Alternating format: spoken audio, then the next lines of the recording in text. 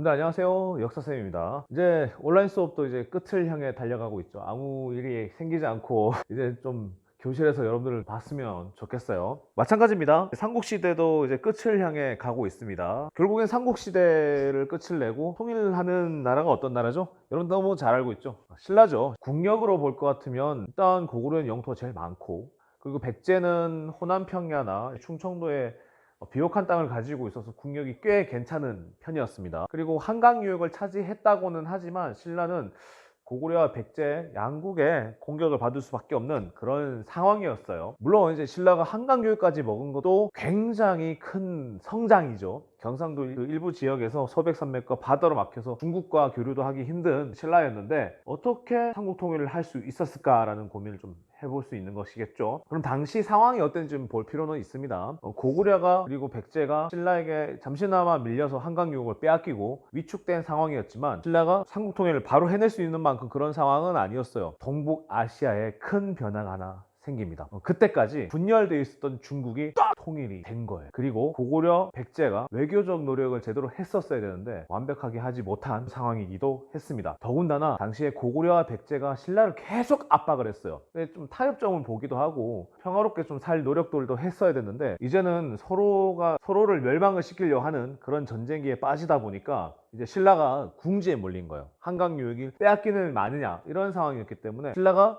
고구려하고 백제한테 손을 내밀 수 없는 그런 상황이었고, 결국에는 신라가 누구한테 손을 내밀어야 했겠어요? 중국이었겠죠. 여기서부터 시작하는 겁니다. 피칭. 제목부터 보겠습니다.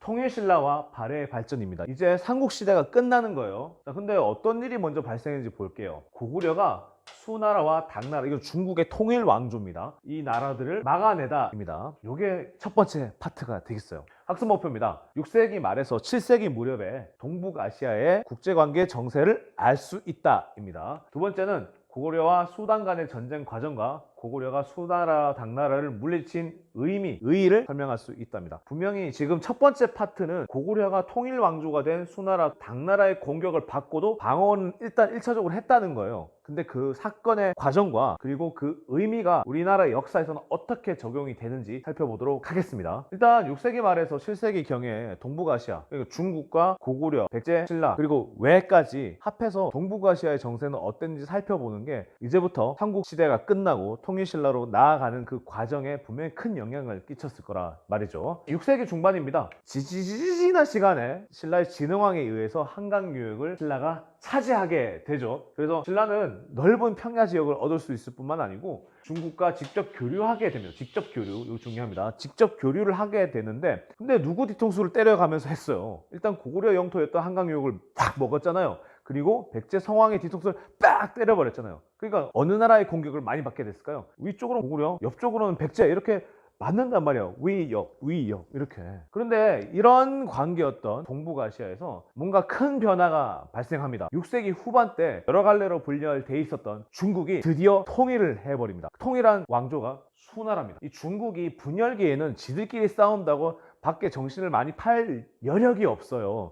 그런데 중국의 특징 중에 하나가 뭐냐면, 중국 뭐 동특 이런 얘기 아닙니다. 이거는 역사나 나라는 어떤 문제든지 이런 경우에는 마찬가지인 거예요. 통일을 하니까 이제는 주변 이민족들, 다른 민족들에게 간섭을 하기 시작해요. 얘들이 중화사상이라고 자기 나라가 가장 우월하고 동서남북에 있는 다른 민족은 오랑캐라고 해서 낮춰부르는 경향이 있었습니다. 그래 낮춰부르는 것뿐만 아니고 이제 세력을 넓혀서 최소한 간섭을 하거나 영토를 빼앗아 먹는 등 확장 정책을 펼쳤단 말이에요. 이 확장 정책에 대표적으로 부딪혔던 나라가 고구려입니다. 고구려 광개토대왕 장수왕 할 때 어땠어요? 독자적인 천하관을 가지고 자기들만의 세계관을 가지고 있었잖아요. 연호도 쓰고 자기 왕의 이름을 태왕, 호태왕 이렇게 썼잖아요. 근데 이제 부딪히는 겁니다. 중국은 중국대로, 고구려는 고구대로 부딪히는 거예요. 그래서 수나라가 중국 대륙을 통일하고 세력을 확장하면서 고구려가 위협을 느꼈던 것 같아요. 분명히 이쪽으로 손을 쓰기 시작할 거다. 그래서 고구려가 북쪽에 있었던 돌궐, 이 돌궐은 한자 발음으로 하니까 돌궐인데 당시 아마 투르크, 근데 이 투르크,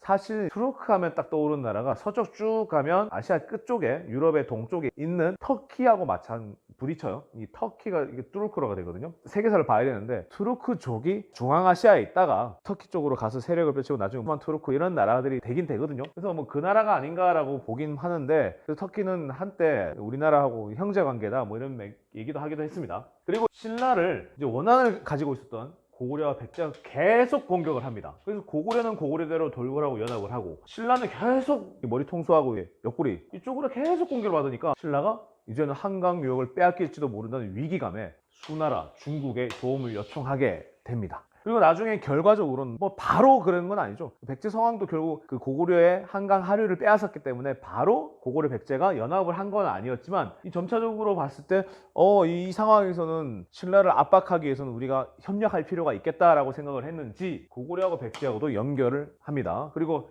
이미 백제는 일본에 자기 나라 사람들이 많이 가 있었어요. 왕족들도 가 있고 스님들도 가 있고 이렇게 해서 일본하고 많은 연관관계를 가지고 있습니다. 그래서 북쪽으로는 돌궐과 고구려, 그리고 고구려와 백제, 그리고 백제 왜 이렇게 연결되는, 방위상으로 봤을 땐 북쪽에서 남쪽으로 이어진다 그래서 남북 세력이라고 부르고요. 그리고 한반도에 있었던 신라와 서쪽으로 넘어가서 수나라 또는 당나라에서 동서 세력이 생깁니다. 동북아시아의 정세가 이게 딱 일촉즉발의 상황으로 가는 거예요. 여기서 대장은 말할 것도 없겠죠. 대장은 남북 세력은 고구려, 그리고 동서 세력의 대장은 신라가 아니에요. 수나 당나라입니다. 이 두 나라가 부딪히는 게 아주 눈앞에 와 있었다는 거예요. 그래서 당시에 이렇게 고구려와 백제, 신라가 이렇게 있었는데 한강유역을 빼앗으니까 계속 이게 쳐들어오겠죠. 그리고 당시 중국은 이렇게 흩어져 있었는데 결국에는 수나라가 이제 통일을 합니다. 이런 상황이었다는 거예요. 그리고 아까 말씀드린 돌궐은, 이 돌궐이라는 민족이 이런 초원지대 유목 민족이다 보니까 이 고구려하고 여기 있으니까 중국이 여기 있죠.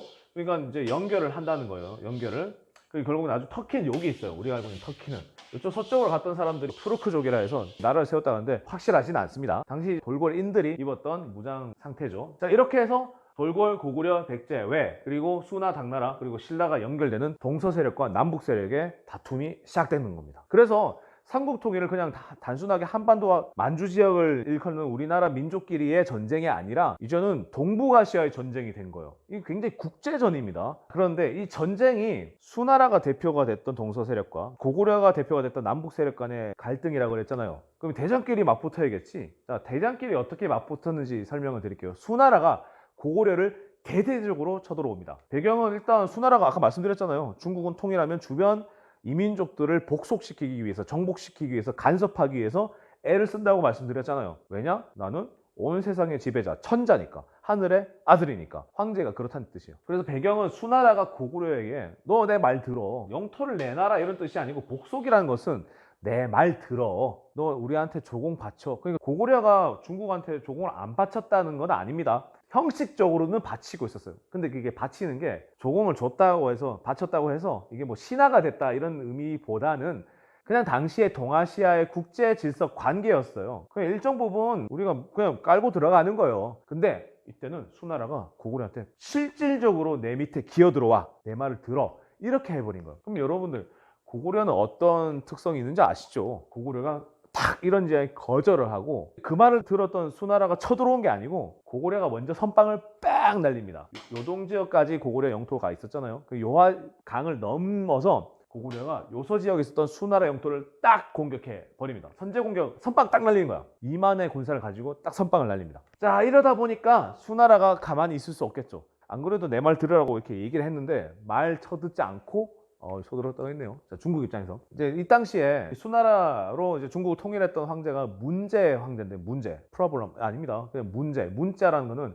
그럴 문자, 그러니까 어느 정도 문물을 정비한 황제라고 볼 수 있죠. 이 문제가 침입을 해옵니다. 30만 대군을 이끌고 들어옵니다. 말이 30만이지 원주 인구가 30만이고 강릉 인구가 30만이 안 돼요. 이거 엄청나게 큰 숫자입니다. 이 고구려를 쳐들어오는데, 이 기록을 보면 중국 애들이 기록을 어떻게 하냐면, 그래서 쳐들어와서 좀 뭉갰는데 이겼는데 우리가 뭐 홍수나 태풍으로 그냥 왔다 이렇게 돼 있습니다. 근데 그걸 100% 믿을 수가 없어요. 홍수나 전염병 등으로 성과 없이 철수를 했는데 분명히 고구려의 방어 전략에 막혀서 결과적으로 보면 수나라가 진 거죠. 근데 핑계를 어떻게 되냐? 홍수나 전염병으로 그냥 돌아왔다, 철수했다, 이렇게 되어 있습니다.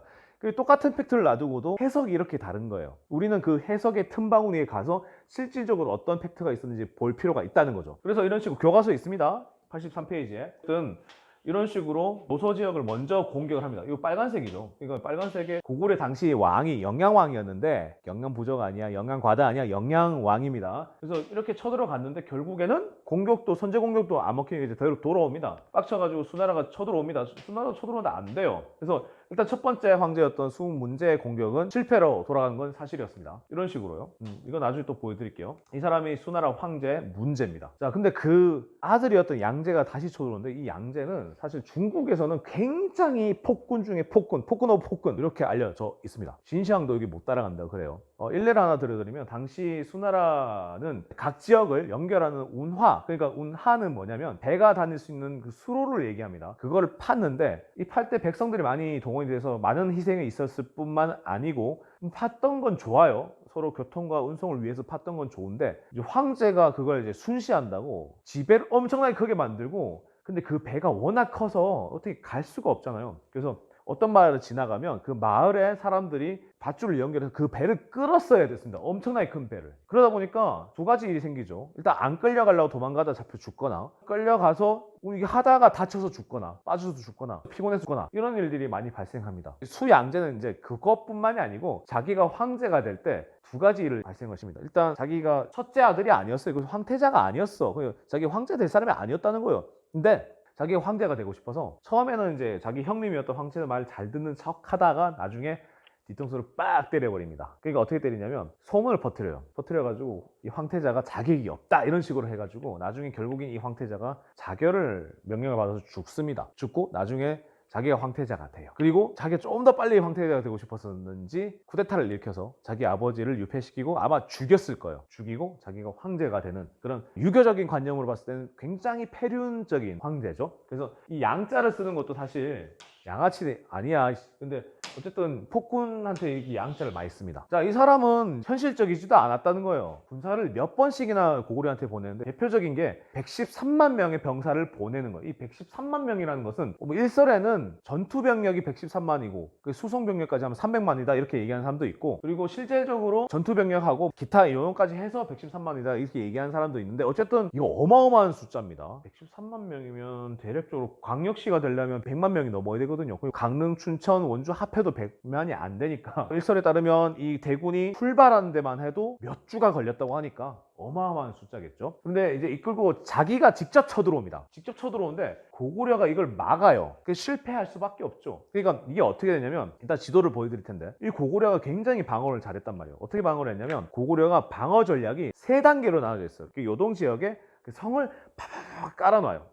깔아놔. 그리고 만주에서 한반도로 넘어오는 압록강 유역에도 쫙 여러 가지 산성을 많이 만들어놔요. 그리고 수도였던 평양성 주변에도 산성을 많이 깔아놔요. 이거 세 겹을 통과해 들어와야 됩니다. 그리고 요서에서 요동을 넘어올 때 이 요하 지역은 늪지였습니다. 이 건너기 굉장히 힘들어요. 그래서 힘들게 넘어와서 요동 지역에 있었던 고구려 성을 공격하는 게 이게 굉장히 힘든 일입니다. 그리고 그냥 어떤 사람들이 이렇게 얘기할 수도 있겠죠. 군대도 많은데 그냥 바로 치고 들어와서 평양성 공격하면 되지 않냐 이렇게 얘기하는데, 이게 군대는 보급이 굉장히 중요합니다. 여러분들 한두 끼만 안 먹어봐요. 지쳐요. 병사들 아주 혈기왕성한 남정네들 아니었겠어요? 한두 끼 안 먹어봐요. 그리고 많은 행군으로 많은 짐을 지고 이렇게 가야 되는데 얼마나 힘들었을까요? 그러니까 이 보급이라는 게 식량, 무기, 잠자리, 식수 이런 것까지 다 책임을 져야 되는데 만약에 보급로가 길어져요. 막 전선이 길어져가지고, 근데 그 도중을 길을 적군이 차단해봐. 그냥 그 군대는 끝나는 거예요. 군데 성이 있다고 그랬잖아요. 나와서 끊어봐요. 그럼 끝나는 거야. 자, 그래서 요동에서 묶여 있었던 수양제가 특공대를 파견. 말이 특공대인데 이 특공대도 30만이나 되는 거예요. 우중문이라고 하는 장수가 별동대 30만을 이끌고 그냥 건너옵니다. 왜냐? 요동에서 고구려군을 수양제 대군이 잡고 있었으니까. 그래서 이때 이 고구려에 아주 걸출한 영웅이 등장하시죠. 영웅이 모든 역사를 이끌어간다고 생각할까봐 영웅이라는 얘기를 잘 안 하고 싶은데 걸출한 장군들은 얘기를 해야 되니까요. 그 영웅의 이름은 을지문덕 장군입니다. 아마 을씨인지 을지씨인지 모르겠는데 현재 서울에도 가보면 옛날 일제강점기 때 중국인들이 많이 살았던 그 동네가 해방이 되고 난 다음에 을지로라고 들어보셨죠? 을지로라는 길이 생겼어요. 그 왜 을지로를 중국인들이 살았던 그 길에 해놨을까요? 을지문덕 장군이 중국을 격퇴한 사람이잖아요. 아마 그래서 그랬을 겁니다. 그래서 우리가 나중에 서울에 갔을 때 을지로 이렇게 하면 아, 그런 의미로 붙였겠구나 라고 생각하시면 됩니다. 충무로도 마찬가지입니다. 충무로는 충무공 이순신 장군을 뜻하잖아요. 충무로 서울에 있잖아. 이 일제강점기 때 일본인들의 본 근거지가 그 지역이었던 거야. 나중에 해방되고 난 다음에 여기를 이순신 장군 시호를 딴 충무로로 만든 거야. 다 길에는 의미가 있는 거랍니다. 그 별동대가 이제 끌고 오는데 이제 계속 지는 척 하면서 을지문도 장군이 계속 끌고 들어오는 거예요. 어디까지? 거의 평양성 앞까지 끌고 옵니다. 근데 이미 수나라 30만 대군은 지칠 대로 지쳤겠죠. 얘들은 가서 항복을 받아내는 게 목적인데 을지문도 장군이 딱 욕구를 충족을 시켜주려 하죠. 편지도 보내고 자기도 직접 갑니다. 가서 이제 되돌아가시면 우리가 황제께 왕을 모시고 가서 항복을 하겠습니다. 이렇게 하니까 갈 수밖에 없죠. 근데 돌아가는 길에 군데군데에서 게릴라전도 계속 당하고요. 결정적으로 살수라고 하는 곳에서 격퇴를 당하게 됩니다. 이때 살아서 돌아간 병사들이 2, 3천 명밖에 안 됐다고 해요. 물론 살수에서 뚝을 딱 터뜨려서 다 수장시켰다 이렇게 생각하시는 분도 있는데 그럴 가능성은 굉장히 낮습니다. 그냥 살수라는 곳에서 격퇴했다는 거예요. 나중에 각색이 되고 상상이 돼가지고 그 뚝을 터뜨려가지고 이게 몰살시켰구나 이렇게 생각하는데 그게 아닐 확률이 굉장히 높습니다. 이것뿐만 아니고 계속 수나라가 계속 몇 번이나 쳐들어오는데 이런 방어 전략으로 모조리 실패합니다. 결과적으로는 고구려 침략 때문만은 아니겠지만 결정타를 먹은 건 이 침략에 수많은 국력을 소모했다는 데 있는데 수나라가 국력을 소모하게 되고 결국에는 이 수양제도 자기가 머물렀던 별장에서 자신 휘하에 있었던 장수하에게 암살을 당하고 각지에 있었던 반란으로 수나라가 멸망하게 됩니다. 수양제고요. 을지문덕 장군이시죠? 여기 있네요. 이렇게 막 표시가 되어 있는데 이거는 민족 기록화에서 옛날에 만들어진 그림인데 그걸 상상해서 그리는데 이거 아닐 확률이 높아요, 사실은. 다음 시간에도 당나라하고 고구려가 맞붙는 장면을 소개를 시켜드릴 텐데요. 고구려가 방어 체계가 어땠는지에 대해서 공부 좀 해볼게요. 이것만 하고 마치겠습니다. 진짜요. 고구려가 수성전은 뭐냐면 수성이라는 것은 성을 지킨다는 뜻입니다. 수성전의 달인이었어요. 보통은 고구려는 산성 위주였습니다. 그래서 주변에 마을이 많이 있었겠죠. 그래서 대군이 쳐들어오면 그 마을을 싹 다 비웁니다. 성야 전술이었는데 왜냐면 그곳에 마을에 사람들이 있고 식량이 있으면 얘들이 와서 보급을 하는 거예요. 지들이 먹는 거야. 그래서 싹 다 비우고 어떤 경우는 그 마을을 다 불태우기도 하죠. 그래서 싹 다 성으로 들어갑니다. 산성이 들어가는데 보통 성벽을 공격을 할 때 성벽이 그냥 일자로만 돼 있으면 그 벽만 공격하면 돼요. 그리고 방어할 때도 일자로만 방어할 수밖에 없어요. 근데 이렇게 치라고 해서 밖으로 튀어나온 게 있습니다. 그러면 이런 공격을 하면 이 직각으로 공격을 할 수 있는 거예요. 이 두 방향에서. 그리고 문에서는 이런 옹성을 만들어 가지고 항아리처럼 이게 쌉니다. 옹자가 항아리니까 싸서 여기 들어올 때 사방에서 공격을 할 수 있도록 문을 방어할 수 있도록 효과적으로 방어할 수 있도록 그리고 이 문에 대해서 아마 충차라고 해서 문을 부수는 장비가 있을 텐데 벽이 있으니까 못 부수겠죠. 이런 식으로 해서 고구려 성의 방어 체계가 있습니다. 그리고 당시에 요동지방이나 만주 지역에는 대단히 철 생산량이 많았었는데요. 그렇기 때문에 이 철광 지역을 바탕으로 해서 고구려가 무기와 갑옷을 많이 조달할 수 있었기 때문에 승리할 수 있지 않았을까라고 하는 사람들이 많습니다. 이 전쟁은 수나라가 멸망하고 난 다음에 다시 통일을 한 당나라하고도 전쟁을 계속 벌이는데요. 당나라는 앞으로도 계속 나옵니다. 연결을 해서 보긴 볼 건데 수나라와 전쟁을 끝마침을 하면서 여기까지 하도록 하겠습니다. 이번 시간 잘 들어주셔서 감사합니다. 여러분들 안녕.